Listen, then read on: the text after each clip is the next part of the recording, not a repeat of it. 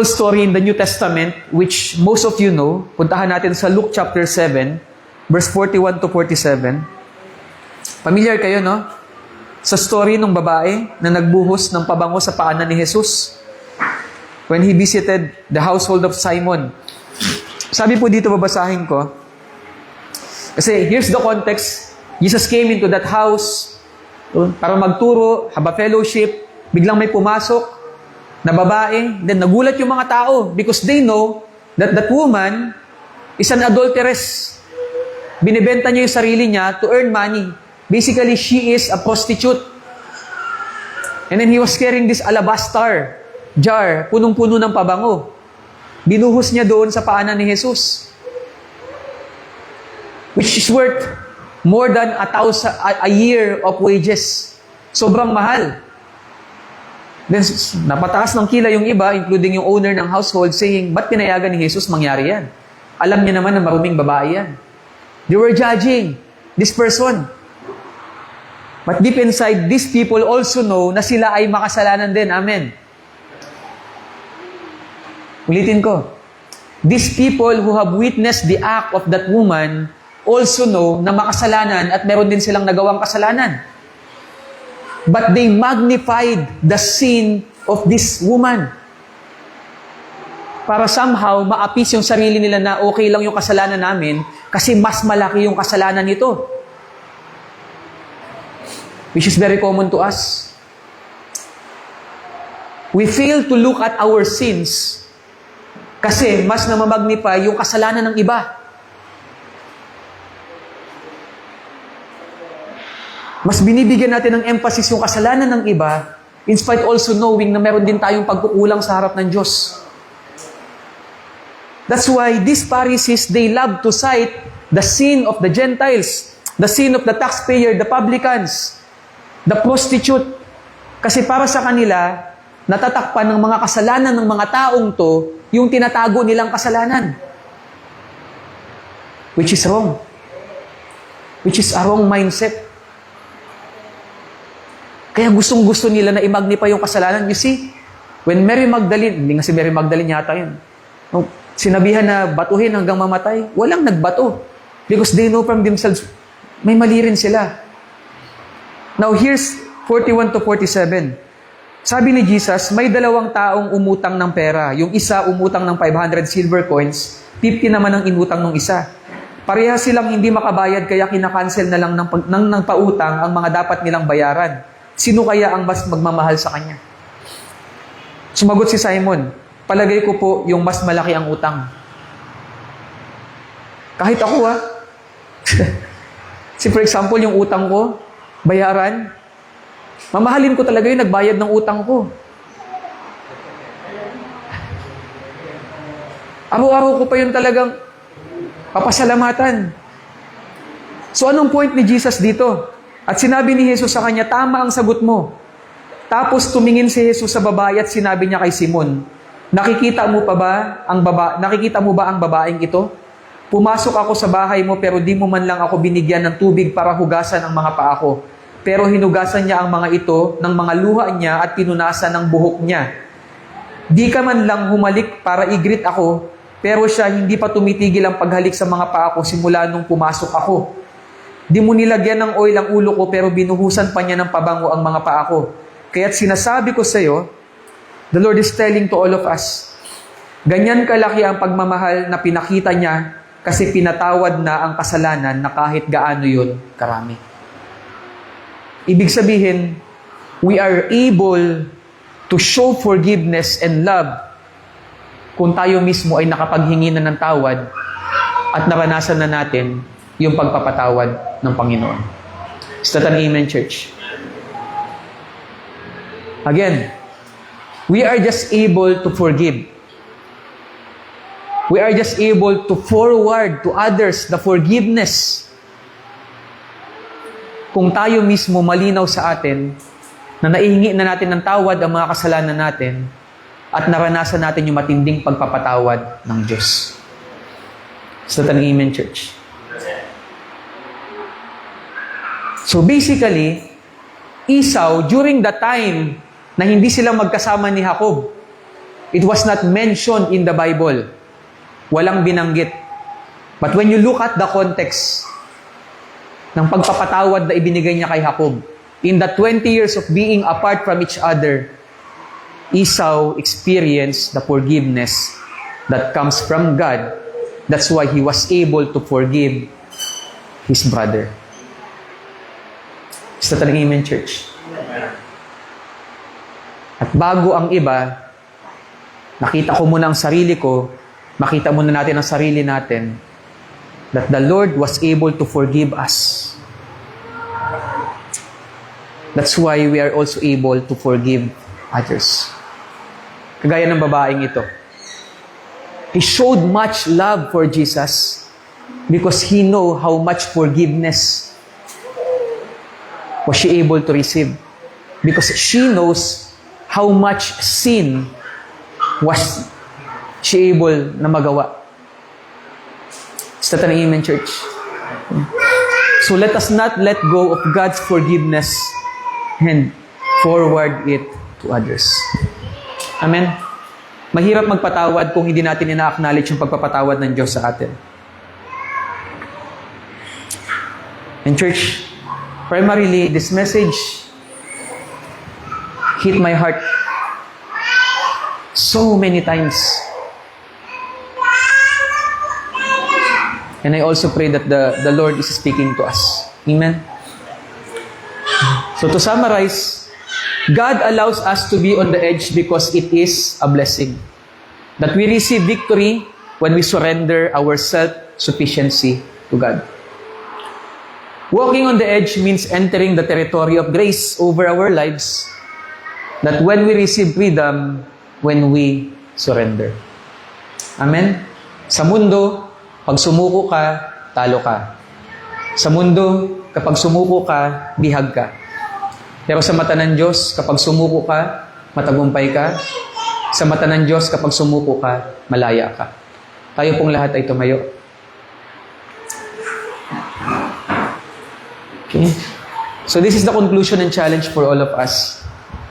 Church, are we exhausted to fix things in our life, in our own strength? Pagod ka na ba na ayusin yung mga bagay-bagay sa buhay mo ngayon? May mga bagay ba sa buhay mo na ang hirap ayusin? Amen? Stop wrestling and start clinging to Jesus. Huwag ka naman laban. Sabi mo sa katabi mo, sumuko ka na. Suko mo na yan sa Panginoon. Just tell God, Lord, hindi kita bibitawan unless you bless me. Just like the prayer of Moses, few years after this, ano sabi ni Moses? Lord, hindi kami aalis sa camp na to nang hindi ka namin kasama. Come to God today as you are. There's no need to present yourself to God. Lord, I'm a minister. Lord, degree holder ako. Lord, ito ako. I have accomplished so much. Let us not present ourselves to God. Lord, hindi ko kayang lumapit sa iyo kasi makasalanan ako. Lord, ayaw kitang harapin kasi ang dami ng dumi sa past ko. But the Lord wants you to just approach His throne right now, presenting yourself as you are, as a child of God, disregarding of your victories or failures, disregarding of your accomplishments or disappointments. The Lord just wants us to come to Him as we are.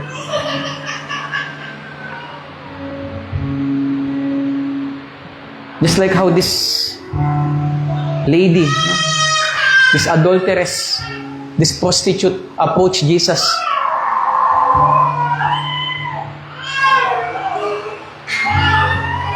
Mahihirapan tayo na mag-submit sa ino-offer na grace ng Lord if we will continue to present ourselves as not Jacob. Come to God today as you are, just like how Jacob came to Esau as he is. Walang dahilan. Hindi niya sinabi kay Esau, ikaw kasi kasalanan mo naman talaga yun eh. Wala siyang sinabing ganun. He just went to his older brother. No words. Seeking for forgiveness.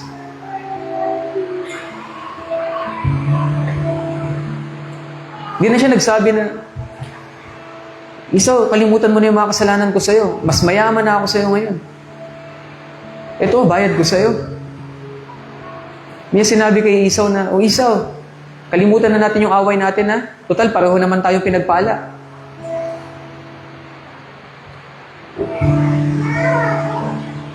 Just went straight. Bowing down. Asking, patawarin mo ako. Ganun yung puso na hinahanap sa atin ng Diyos ngayon.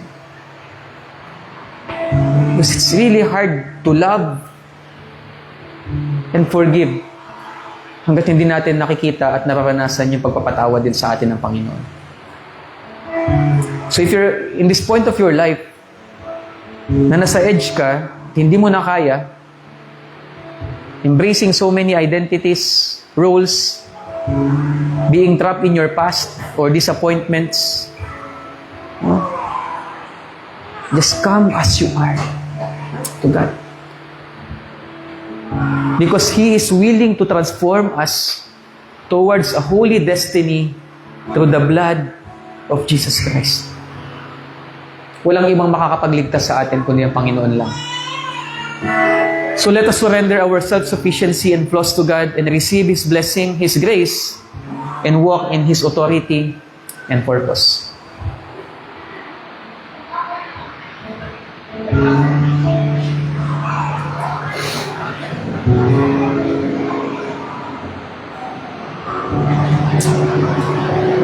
Panginoon, maraming salamat po sa umagang ito.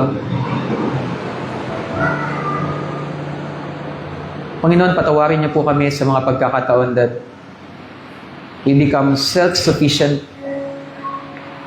We are saying na umaasa kami sa iyo pero umaasa kami sa sarili naming kaparaanan. Patawarin niyo po kami sa dami ng pagkakataon that we fail, Lord God, to see yung forgiveness na ibinigay mo sa amin. We fail to acknowledge yung grace mo. Sa mga pagkakataon also, Lord God, that hindi po namin maisuko yung mga bagay sa sarili namin sa iyo. I'm just trying to hide it. Na hindi namin ma-present yung Jacob namin sa iyo, Panginoon. But this morning, Lord, as we learn from this message, tulungan niyo po kami. Kilalanin ka sa aming mga buhay, Panginoon. Tanggapin namin na lahat kami, Panginoon, ay nagkamali, nagkasala, nagkukulang, and that we needed your forgiveness. At bigyan niyo po kami ng courage na ibigay din po ito sa iba.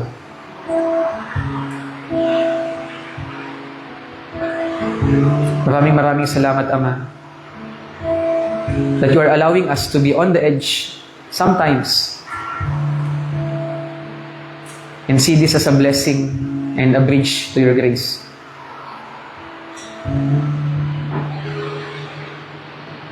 Thank you, God. Thank you, God. Bahagi po ng gawain natin ngayong umaga yung pagtanggap natin sa simbolo ng katawan at dugo ng ating Panginoong Jesus. Yung kanyang katawan na binugbog, no? Pinahirapan sa cross. Eventually suffered physical death. But on the third day, rose again. Giving us the assurance na ganun din ang mangyayari sa atin. That we'll still be able to receive that eternal life. Kasi ginawa na yun ni Jesus para sa atin. We will also be receiving yung juice that symbolizes the blood of Christ that became a ransom for our sins, for our justifications, para linisin tayo and to make us holy in the eyes of God. Tawagin ko po si Pastor Bench para ipag-pray ang mga simbolong ito.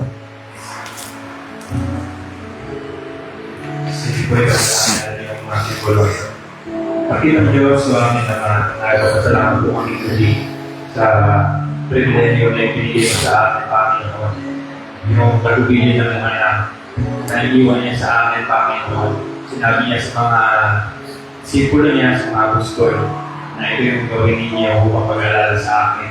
Kaya naman, tuloy, Panginoon, gusto namin kapanan yung sinabi mo dahil kami ay nakikiisa, naniniwala na balang araw kami ay uuwi sa iyong kakaringan, na kami ay iyong mga anak, na kami ay iyong tinubos ng ipada na dugo. Kaya naman ugal, pagpalaan mo po yung mga sigulong ito, gawin mo itong paalala sa bawat isa sa amin, na kami ay iyong tinubos na at inalis mo kami sa kadiliman at niligay mo kami sa iyong liwanag. Pagpalaan mo po yung tinapay na nagsimbolo ng katawan na napayugay sa pusang kalbaryo at sa Diyos na nagsimbolo ng dugo na umagos para sa kabayaran ng sarili ng sakamaluhan. Sa iyo po namin ibinibigay ang pinakata sa pagpuri magsama. In Jesus' name, Amen. Marami na po tayong kumuha ng mga simbolong ito.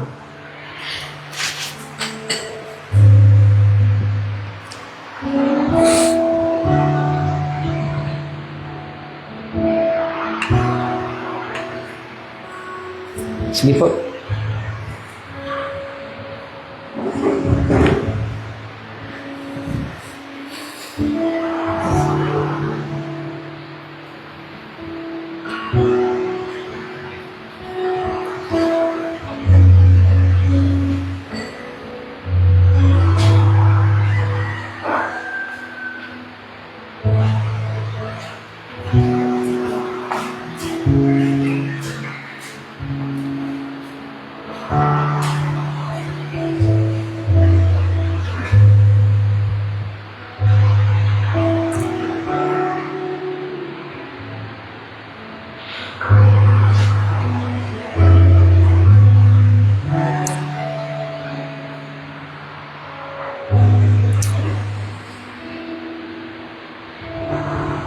Bago natin tanggapin yung mga simbolong ito, and for those who are willing, no, na isuko ang inyong sarili sa Panginoon and receive Him as your Lord and Savior,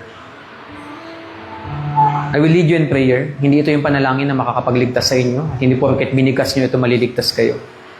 But you can just have this kind of prayer as a prayer to receive the Lord in your life as personal Lord and Savior. So pray with me. Ama naming Diyos, maraming salamat po sa iyong katawan at sa iyong dugo na nabuhos para sa paglinis ng aking kasalanan at pagbibigay sa akin ng kaligtasan. Kinikilala ko po na ako ay makasalanan at wala po akong magagawa para iligtas ang aking sarili. Patawarin niyo po ako sa dami ng pagkakataon. But I was just able na makita yung mga pagkukulang at mga kasalanan, Panginoon, na nangyayari sa paligid without looking at myself first. Kaya dalangin ko po ngayon, Panginoon, at sa pagkilala ko ng aking kasalanan, ay ang pagtanggap ko rin sa iyo bilang aking Panginoon at tagapagligtas ng aking buhay. At as you have promised, you will lead me in transformation towards your holiness and perfection in heaven. In Jesus' name. Sinabi ni Jesus sa mga disciples niya, ngayong gabi, Matthew 26:26, habang kumakain sila, kumuha si Jesus ng tinapay, nagpasalamat sa Diyos, hinati-hati niya ito at saka ibinigay sa mga disciples. Sabi niya, kunin niyo ito at kainin. Ito ang aking katawan. Kainin po natin ang simbolo ng katawan ng Panginoon.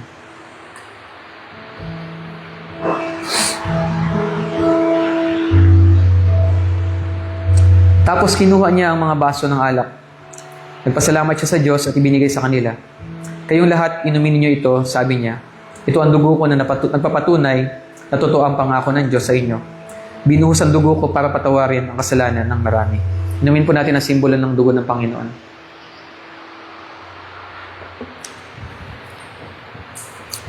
Ama naming Diyos, maraming salamat po sa katotohanan ng sa iyong salita, for encouraging us, comforting us, correcting us with your word. Tulungan niyo po kami, Panginoon, to always look at our trials as a blessing and as a bridge para sa iyong biyaya. We have received freely your grace. Kaya turuan niyo rin po kami, Panginoon, na ibigay ito sa iba. Help us to find our sufficiency in you. Hindi sa kung anong meron kami, sa mga bagay na nararanasan namin. So patuloy kaming lumapit sa iyo as we are, as your children. Pamindalangin sa pangalan ni Jesus. Amen. Ayan. Tayo po'y makakaupo na sa pagpatuloy ng gawain ngayong umaga.